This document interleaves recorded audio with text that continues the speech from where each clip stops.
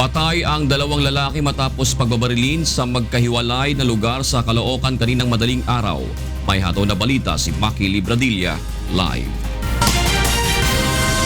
Yes, Maki? Nasbing pawang sa loob ng bahay ginawian ng buhay ang dalawang lalaking hinihinalang sangkot sa droga sa Caloocan City kaninang madaling araw.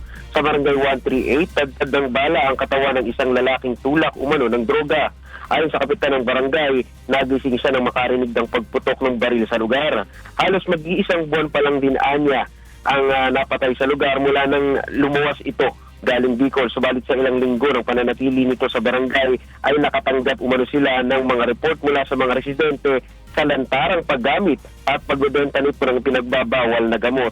Na-recover sa sospek ang isang di pa malamang kalibre ng baril, ilang pakete ng hinihinalang sabu at mga drug paraphernalia. Aminado naman ng mga kaanak ng lalaki na gumagamit ito ng droga.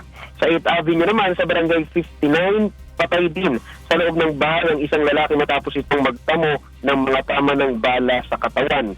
Ayon sa opisyal ng barangay, pinasok ng mga nakabonet na lalaki ang bahay kung saan natutulog ang lalaki at pilit pinalabas ang mga kaanak nito.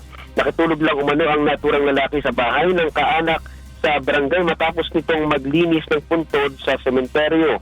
Sa pagsisiyasat ng NPD Soco, na-recover sa crime scene ang ilang paketa ng hinihinalang sabu, drug paraphernalia at ang hawak pa nitong di pa matukoy na kalibre ng baril. Hindi naman makausap at labis ang pagluluksa ng mga kaanak sa sinapit ng lalaki. Sa kasalukuyan ay iniimbestigahan pa ng otoridad ang nangyaring mga insidente. Yan mo ng latest, balik sa June. Maraming salamat, Maki Libradilla, nag-uulat mula sa Caloocan City.